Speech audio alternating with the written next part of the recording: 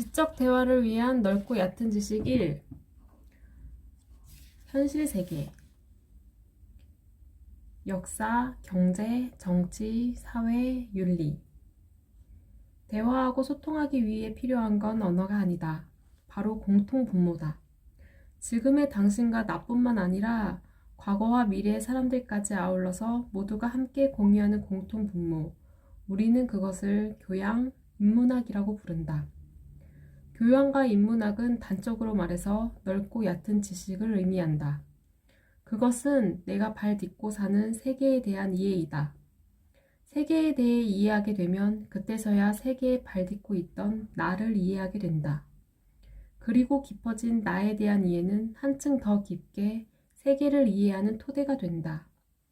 나에게 보이지 않고 숨겨져 있던 세계에 대한 이해, 이것이 지적 대화의 본질이다. 나에 대한 이해는 타인과 대화할 수 있는 최소한의 지식이 된다. 이 책은 인문학이라는 거대한 방의 문을 여는 열쇠다. 더 깊고 전문적인 내용은 스스로 방 안을 둘러보며 찾아야 한다. 1차 세계대전의 서막. 오스트리아는 세르비아에, 독일은 러시아에 선전포고를 했다. 독일의 동맹국인 오스트리아의 황태자가 러시아 지역에서 민족 문제로 암살당한 것을 계기로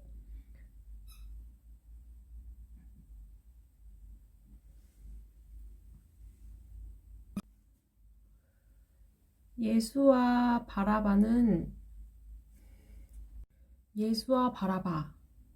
예수는 처형당했고 바라바는 살아남았다. 바라바는 로마의 저항에서 예수는 처형당했고 바라바는 살아남았다. 바라바는 로마의 저항에서 폭동을 주도했던 사람이었다. 예수가 처형당한 이후 지하 무덤이면서 동굴인 카타콤에서 비밀스럽게 예배를 이어갔다. 4세기 로마를 통일한 황제 콘스탄티누스는 박해의 대상이었던 그리스도교를 로마 국교 중 하나로 인정했다. 결과적으로 이스라엘 민족에게서 발생한 그리스도교는 세계적 제국인 로마의 국교가 되면서 유럽 전체로 그 영향력을 뻗어나갔다. 서구는 헬레니즘과 헤브라이즘으로 나눌 수 있다. 헬레니즘에서 파생된 건 그리스 로마 신화, 헤브라이즘에서 파생된 건 그리스 도교라고 할 수 있다. 봉건사회의 특징. 왕은 토지와 영토라는 생산수단을 독점했고 이것은 물리적 측면에서 왕의 권력을 확보해 주었다. 거기에 신을 요청함으로써 정신적 측면의 권위까지 보장받게 되었다. 중세 봉건사회가 되면서 사회 계급은 더 다양하고 복잡하게 분화되었다. 국왕과 노예 사이에 성직자, 영주, 귀족, 기사, 농노가 생겨났다. 그리스 도교의 영향을 받는 사회에서 인간은 신이 될 수 없었고 신으로부터의 통치의 권한을 인정받는 존재였다. 그 권한은 성직자가 인정해 주었고 그 대가로 국왕은 성직자의 지위와 교회의 재산을 보장해 주었다. 중세 후기가 되면 견고했던 사회 분위기는 조금씩 흔들리기 시작한다. 첫 번째 원인은 상업의 발달에서 찾을 수 있다. 상인 계급은 고대와 중세의 유일한 생산수단인 토지를 이용하지 않고도 부를 축적할 수 있었다. 이들은 생산수단을 소유한 지배층의 권력으로부터 비교적 자유로울 수 있었으며 또 스스로 자유로워지려 노력했다. 또 공장이라는 생산수단을 소유한 비는 권력을 갖게 되었다. 이렇게 생산수단을 소유한 계급을 사람들은 부르주아라고 불렀다. 뜻 자체가 생산수단을 소유한 사람들을 의미한다. 부르주아는 다른 말로 자본가 계급, 시민 계급, 유산 계급이라고도 부른다. 부르주아는 정치에 참여하는 데는 한계가 있었고 자신들의 정치, 사회 참여를 정당화해줄 신을 대신할 이론적 토대가 필요해졌다. 현실에서의 신의 역할은 크게 두 가지다. 하나는 현실 세계를 설명해주는 역할이고 다른 하나는 사후 세계를 주관하는 역할이다. 우리가 어디에서 와서 어디로 가는지, 우리는 누구인지, 왜 어떤 사람은 잘 살고 어떤 사람은 못 사는지, 신은 모든 현실적인 물음에 대한 궁극적인 대답이다. 또 현실의 짧은 삶은 고통스럽다 하더라도 나를 힘들고 고통스럽게 하는 사람들은 사후의 신이 대신 처벌을 해줄 것이다. 따라서 우리는 궁극의 평가자이자 처벌자인 신의 권위에 복종해야 한다. 부르주아가 왕을 거부하기 위해서는 왕을 정당화해주는 신부터 극복해야 했다. 부르주아는 인간의 이성으로 신의 역할을 완벽하게 대체했다. 이성은 신이 독점했던 두 가지 역할을 충분히 대신할 수 있었다. 우선 이성은 현실적 무릎에 답을 준다. 우리는 진화의 과정을 거쳐 여기에 왔으며 다른 생물 종들과 다르지 않은 생물학적 존재이다. 우리가 땅에 발을 딛고 사는 건 중력이라는 힘 때문이고 힘은 질량과 가속도의 곱으로 표현할 수 있다. 중력은 만류 인력의 다른 표현인데 만류 인력은 우주 전체의 작동 원리다. 또 사후세계는 없다고 얘기한다. 또 자신들의 정치 참여를 정당화하기 위해서 사회계약설이라고 불리게 된 이 개념은 사회가 시민의 계약에 의해 형성된 것이라는 설명이었다. 두 권력은 충돌했고 신 권력이 승리했다. 대표적인 사례가 1789년 프랑스 대혁명이다. 근대 자본주의로 넘어갔다. 새로운 권력이 탄생했다. 이 시대는 대략 18세기부터 제2차 세계대전이 끝나는 1945년까지 200년 정도의 기간이다. 사회계급은 둘로 나뉜다.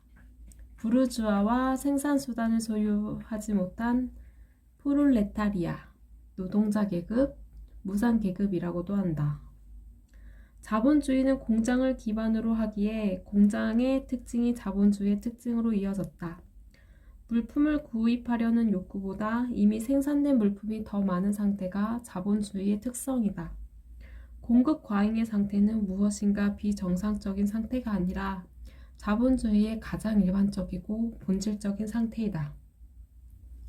제1차 세계대전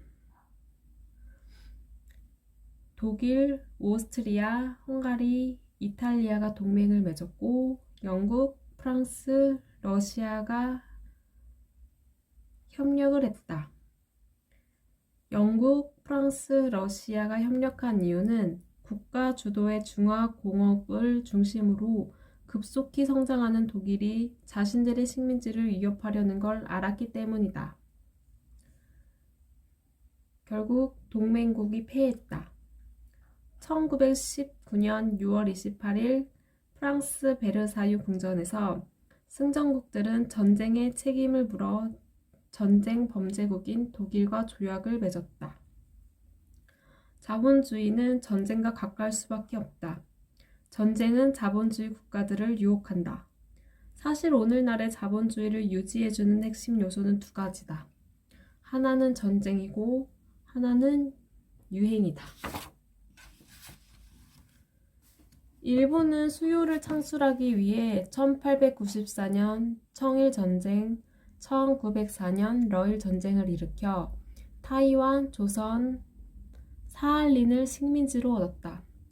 그러나 발전을 계속하던 일본도 1929년 세계 대공황의 영향으로 경제 위기에 봉착했다. 그러나 대륙 진출을 꿈꾸다가 세계 열강들과 대립하다 제2차 세계대전에 참여하게 되었다. 2차 세계대전은 식민지를 얻으려는 국가와 식민지를 지키려는 국가 간의 전쟁이라고 할 수 있다. 결과적으로 전쟁은 연합국의 승리로 끝났다. 냉전시대. 왜 자본주의와 공산주의는 대립하는가? 미국, 소련 구도를 두고 다른 국가들에서 국지적으로 전쟁이 반발했다. 대표적인 예가 한국전쟁, 베트남전쟁, 쿠바 미사일 위기, 베를린 위기, 아프가니스탄 침공 등이다. 이렇게 미국과 소련의 전면전 없이 긴장과 갈등이 계속되고 체제 경쟁이 심화되는 상황이 냉전 시대의 특징이다. 제2차 세계대전이 종식된 1945년부터 소련이 개혁과 개방을 외치며 해체된 1991년까지의 기간을 말한다. 공산주의와 자본주의가 하나의 세계에 공존할 수 없는지는 경제적 측면에서 생각해보자. 공산주의 국가가 자본주의 국가와 거래를 하지 않는 것은 공산주의 체제가 생산수단을 독점한 자본가의 존재를 인정하지 않기 때문이다. 이렇게 되면 시장의 축소를 의미한다. 시장의 축소는 수요량의 감소를 의미하고 수요량 감소는 생산 중단, 즉 공황을 의미한다. 다시 말해서 공산주의 국가의 존재 자체가 자본주의의 위협이 된다. 공산주의 사회로 변화하는 것이 자본주의 국가 내부에서 발생했다. 자본주의 국가의 노동자들이 반란을 일으켜 자본가들을 제거하고 그들 스스로가 생산수단을 공유하면 그것이 공산주의 혁명이었던 것이다. 그것을 방지하기 위해 자본가들은 국가를 요청했다. 국가라는 개념은 신의 개념과 마찬가지로 지배체계를 정당화하는 역할을 수행한다. 그리고 특히 애국에 대해 강요함으로써 지배자들을 편리하게 한다. 그래서 애국은 국가 차원에서 장려되고 교육된다. 합리적인 교육을 받은 사람이라면 혹은 지적 대화를 하고자 하는 사람이라면 신과 국가에 대해 객관적으로 생각해 볼 필요가 있다. 여기서 신과 국가에 대해 객관적으로 사고한다는 것이 이들의 존재를 부정해야 함을 의미하는 것은 아니다. 신과 국가의 객관적인 의미를 초월해서 사회, 정치적으로 과장되고 포장된 의미가 나에게 강요되고 있었던 것은 아닌지 신중히 살펴볼 필요가 있다. 1991년 12월 26일 마침내 소련은 러시아와 15개의 신생 공화국으로 해체되었다. 냉전은 종식되었다. 미국과의 화해와 긴장 완화의 시기가 찾아왔다. 이를 데탕트라고 한다.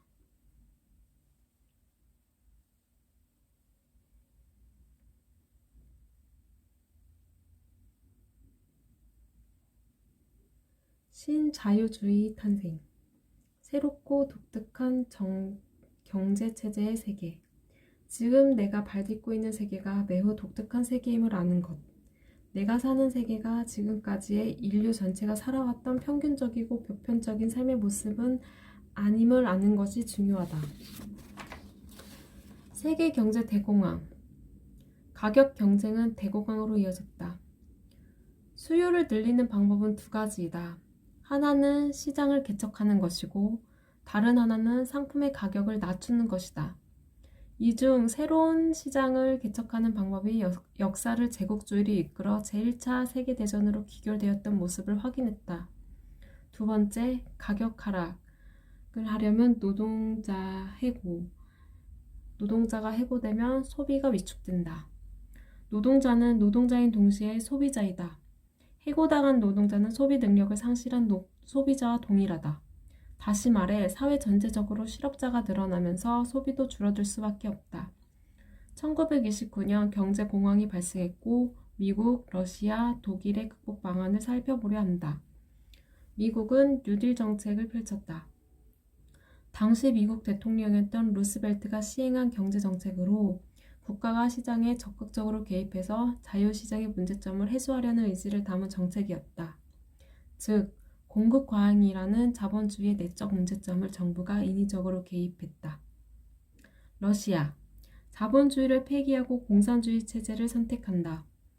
소비에트 사회주의 공화국 연방, 소련으로 명칭을 전환했다.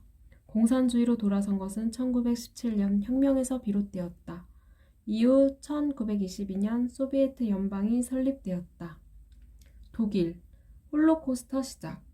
땅과 민족을 하나로 연결하는 세계관은 민족이라는 추상적 개념을 물질화하게 만들고 국경과 토지에 대한 집착으로 발전했다. 독일의 전쟁은 영웅 사관적 시각과 민족 사관으로 대치되는데, 민족 사관 역사를 이끌어가는 주체를 민중으로 본다. 민족 사관은 시각으로 본다면 세계대전을 일으킨 원인은 경기 침체의 고통을 극복하자 했던 독일 민족의 의지가 된다. 제2차 세계대전, 공급과 행위로 두 번째 전쟁이 일어났다. 1935년부터 1945년이 전쟁이다. 당시 일본의 정세, 천황이 존재했으나 실질적인 힘은 지방의 영주라고 할 수 있는 막부에 있었다. 막부는 군부 정권으로 통치자인 쇼군을 통치했다. 19세기 중엽 미국과의 통상조약을 시작으로 근대화에 박차를 가했다. 이러한 근대화를 메이지 유신이라고 한다. 메이지 유신을 통해 일본의 막부 체계가 종식되고 천황에 의한 중앙집권적 통치가 이루어졌다. 그리고 열강들의 기술, 문화, 제도를 빠르게 받아들이며 국가 주도의 산업화가 본격화되었다. 역사의 구분, 원시, 공산, 고대 노예, 중세 봉건, 근대 자본주의, 현대로 나눌 수 있다. 4개의 경제체제, 경제가 바뀌면 모든 것이 바뀐다. 마르크스는 경제를 하부 구조로 역사의 구분, 원시 공산, 고대 노예, 중세 봉건, 근대 자본주의, 현대라고 볼 수 있다. 4개의 경제체제, 경제가 바뀌면 모든 것이 바뀐다. 마르크스는 경제를 하부 구조로 두고 역사, 정치, 사회, 문화, 의식 등 경제를 제외한 나머지를 상부 구조로 규정한 다음 하부 구조가 상부 구조를 결정한다는 하부 구조 결정론을 제시했다. 쉽게 말해서 경제의 모습이 바뀌면 역사도 오늘날 시장은 사회 전체이다. 이 시장 안에는 2가지 경제체제가 있다. 그것은 개인과 기업이다. 이들에게 간섭하려는 3번째 사회 주체는 정부이다. 정부의 개입 방법은 크게 세금과 규제로 나눌 수 있다. 정부는 세금을 통해서 시장에 개입한다. 세금과 복지는 비례한다. 이 2가지는 떼어놓고 생각할 수 없다. 어떤 사회를 선택할 것인가의 문제는 완벽한 사회를 찾는 문제가 아니라 누구의 이익이 감소하는 것을 인정할 수 있기를 판단하는 문제인 것이다.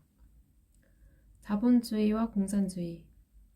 공산주의는 생산수단을 빼앗아 노동자에게 돌려주고 노동자가 생산수단을 공동 소유하고 국가가 이를 관리하려 했다.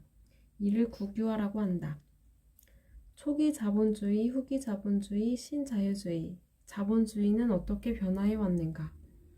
후기 자본주의는 2가지 문제점을 가지고 있다. 경기 침체와 장기 불황이고 불황과 함께 물가가 오르는 스태그플레이션이다. 초기 자본주의를 비판하며 등장한 인간의 얼굴을 한 후기 자본주의는 정부의 과도한 개입으로 경직된 노동시장을 형성했고 이로 인한 불황과 경기 침체를 가져오는 등의 문제를 일으켰다. 이를 정부 실패라고 한다. 신자유주의, 다시 시장에게 자유를 주어라. 신자유주의는 시카고 학파가 주도했다. 신자유주의는 오늘날 세계에서 가장 영향력 있는 경제체제로 자리 잡고 있다. 공산주의. 공산주의는 왜 실패했는가? 노동자는 노동을 통해 다른 노동자를 이길 수는 있지만 자본가를 이길 수는 없다. 노동자가 열심히 노동할수록 자본가는 그만큼 더 부유해진다. 공산주의의 생각은 독일의 철학자 헤겔, 변증법에서 기인한다. 변증법은 우주와 세계의 운행 원리가 무엇인가에 대한 헤겔의 거시적인 대답이다. 헤겔은 인간의 정신과 물질을 비롯한 세계 전체가 변증법이라는 원리를 통해 발전해 나간다고 보았다. 변증법은 정, 반, 합의 3단계를 거쳐서 전개되는데 정상적인 것이 있으며 필연적으로 그에 반대되는 것이 발생한다는 것이다. 그런데 이 정상적인 것과 반대되는 것은 서로 모순되고 공존하지 못하고 투쟁하게 된다.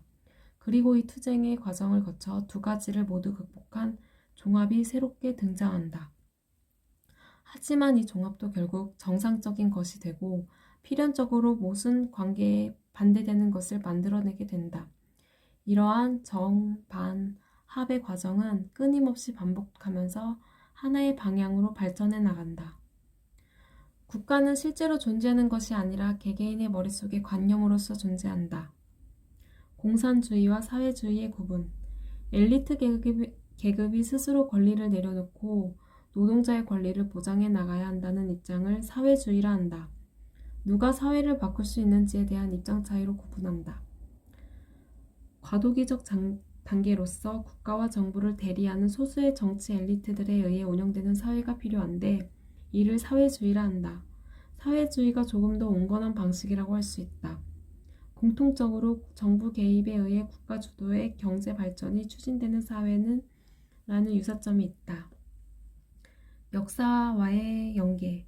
경제체제는 시대 상황을 반영한다. 성장 중심의 정책과 분배 정책. 결국은 성장과 분배의 문제이다. 정치. 경제를 이해하는 본질적인 이유는 경제가 역사를 움직이는 토대가 되고 정치와 사회를 이해하는 근간이 된다. 정치란 경제체제를 무엇으로 할 것인가에 대한 논의이다.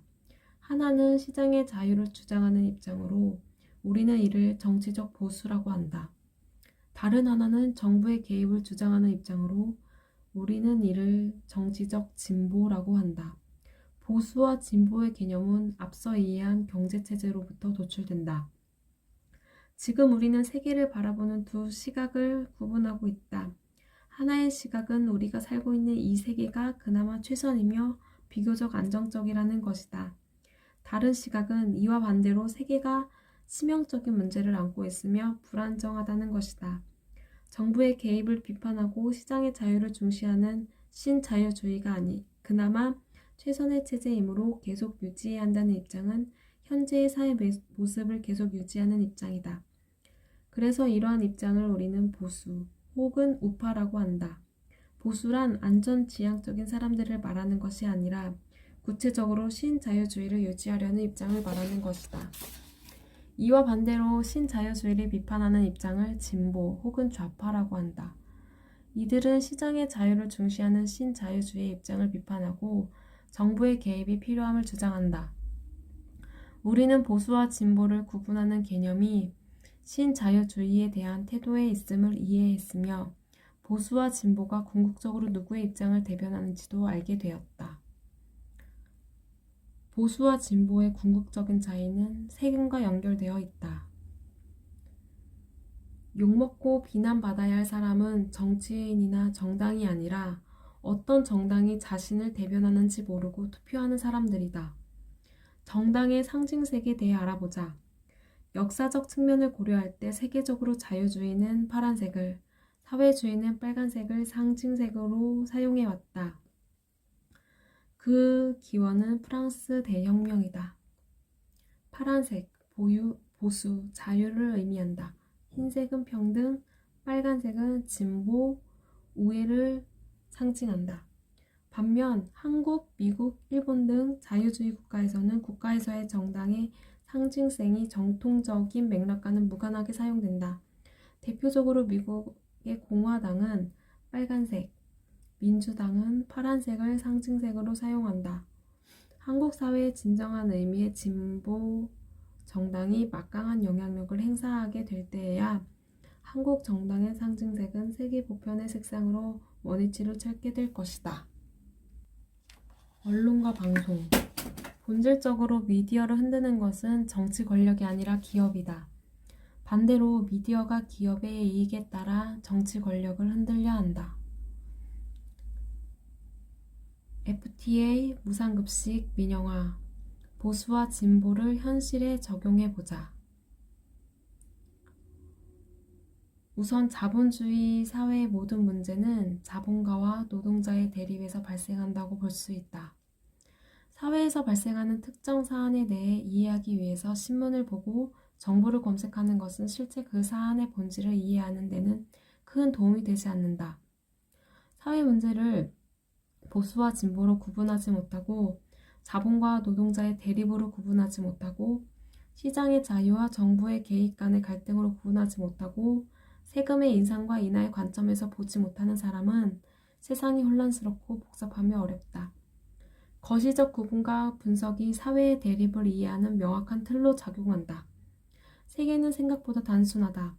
세계를 양분하는 거시적인 안목을 가지고 있을 때 당신 앞에 쏟아지는 복잡한 현실 문제들로부터 도피하거나 외면하지 않고 이에 맞서 스스로 판단하고 평가할 수 있는 힘을 얻게 될 것이다. 보수 진보에 대한 축구 경기의 비유. 우선 보수파의 선수들엔 다국적 기업, 대기업, 중소기업이 있다. 잘생기고 목소리가 큰 거인들이다. 진보에는 1000명의 사람들이 있지만 왜소하고 굼뜨고 노동자이다. 서로 의심하고 불신, 혼란스럽다. 그리고 골키퍼 보수에는 보수 정당, 그리고 진보 골키퍼는 진보 미디어라고 할 수 있다. 특징은 진보 미디어는 검소, 목소리가 작고 능력이 좋고 많이 배웠으나 자기 분열적인 특성이 있다. 혼잣말하고 혼자 생각하고 혼자 잡담한다. 관객. 진보당과 매우 닮아 있다. 진보 쪽의 가족이며 친구이다. 하지만 축구에 별 관심이 없다. 자기 좌성만 지키려 한다. 옆 사람을 의심한다. 정치체제의 대립. 민주주의와 독재 엘리트주의. 경제체제의 대립. 공산주의, 자본주의. 두 체제의 차이는 의사결정에 참여하는 주체의 수에 있다. 대의제는 민주주의인가 변형된 엘리트주의인가 아직도 논쟁 중이다. 대의제의 권력의 근거가 시민 대중에게 있다. 민주주의의 본질인 투표는 반장을 뽑듯이 정치인 한 명을 선출하는 것이 아니다. 그것은 한국 사회의 방향을 선택하는 것이며 직접적으로 내가 살아갈 내일의 모습을 스스로 결정하는 권한을 부여받는 것이다. 민주주의는 필연적으로 독재를 만들어낸다. 독재와 민주주의의 비교. 지금 우리에게 필요한 정치 제도는 무엇인가? 이상적인 정치는 불가능하다. 근현대 자본주의 사회에서 이상적인 정치라는 것이 애초에 없기 때문이다. 자유민주주의, 공산주의, 사회민주주의, 경제와 정치는 어떻게 결합되는가? 민주주의의 형식적 급진성과 현실적 보수성. 우리는 왜 보수화되어 가는가? 화용론. 정치적 인간. 다른 사람보다 적은 노력으로 큰 효과를 만들어낸다. 내가 주도해서 사람들과의 관계를 조율할 수 있는 것을 의미한다. 미디어도 의미론과 화용론 측면에서 평가할 필요가 있다. 화용론이란 말의 내적 의미가 아니라 그 말이 사용되는 외적인 시간, 공간, 주체, 대상의 상황을 파악하는 것이다. 사회생활에서 화용론을 사용하지 못하는 사람은 항상 억울한 상황에 놓이고 주변 사람들에게 자신의 이익과 권리를 침해받는 것처럼 미디어의 화용론을 이해하지 못하는 대중은 항상 억울한 상황에 놓이고 자본가와 기업에 자신의 이익과 권리를 빼앗긴다. 미디어가 재벌 기업과 스포츠 스타를 칭찬하고 열광하는 모습을 반영하는 것은 내 고등학생 자녀가 자기 반에 전교 1등이 있다고 나에게 자랑하는 것과 다를 바 없다. 사회에는 두 가지 주체로서 개인과 집단이 있고 이들은 다양한 측면에서 갈등의 상황에 놓인다. 개인주의와 집단주의가 대립한다. 개인주의는 이기주의라고 할 수 있고 집단주의는 전체주의라고 할 수 있다. 미디어는 강력한 영향력과 편집의 기교를 통해 사회를 점차 보수화한다. 정치적 집권에 대한 이론적 측면과 현실적 측면 간의 괴리를 설명해주는 주요 연결고리가 미디어의 특성에 있다. 미디어의 영향 아래 놓이며 자신의 신념과 사고의 번거로움을 포기하고 모든 평화와 판단을 미디어에 양도한다. 자신의 판단을 양도하는 사람은 세계 밖의 진실을 볼 수 있는 기회를 갖지 못할 것이고 인생의 깊이를 얻지 못할 것이며 타인들과의 지적 대화 속에서 빛날 수 없을 것이다. 스스로 판단하고 결정하는 삶만큼 주체적인 삶은 없다. 윤리. 역사, 경제, 정치, 사회에 대한 내용을 평가하고 판단하는 방식에 대한 탐구이다. 윤리적 판단은 상황에 따라 달라진다. 의무론과 목적론으로 나뉜다. 윤리적 판단은 실제 세계와 무관하게 존재한다. 무엇이 착한 것인지를 검토한다. 당위의 면제를 대상으로 하는 학문. 모든 문장은 주어, 수어로 되어 있다. 주어는 일반적으로 존재하는 것들을 말한다. 수어는 그 주어가 어떤 상태에 있는지를 말해준다. 주어와 수어의 합, 다시 말해 그 존재의 상태를 언어로 표현하는 것을 명제라고 부른다. 문장은 영어, 불어, 한국어 등으로 실제로 표현된 것이고 명제는 그 표현이 의미하는 것을 말한다. 명제가 둘로 나뉜다. 당위 명제는 뭐뭐이다. 당위 명제, 뭐뭐이어야 한다. 학문마다 탐구하는 명제가 다르다. 사실 명제를 탐구하는 학문은 과학이고 당위 명제를 탐구하는 학문은 윤리학이다. 사실 명제에서 당위 명제가 도출되거나 반대로 당위 명제에서 사실 명제가 도출되는 일은 없다. 의무론과 목적론. 의무론과 목적론. 주어진 의무를 고려할 것인가, 미래의 결과를 고려할 것인가. 의무론. 도덕 법칙이나 의무를 준수하는 행위. 목적론. 다수의 이익을 창출하는 행위. 의무적으로 세상을 살아가는 대표적인 사람들은 종교인이다. 목적론을 결과주의라고도 부르고 의무론을 비결과주의라고도 부른다. 정언명법이란 절대적이고 보편적이어서 누구나 따라야 하는 도덕 법칙을 찾아내는 기계이다. 의무론과 정언명법, 절대적인 도덕 법칙을 찾아라.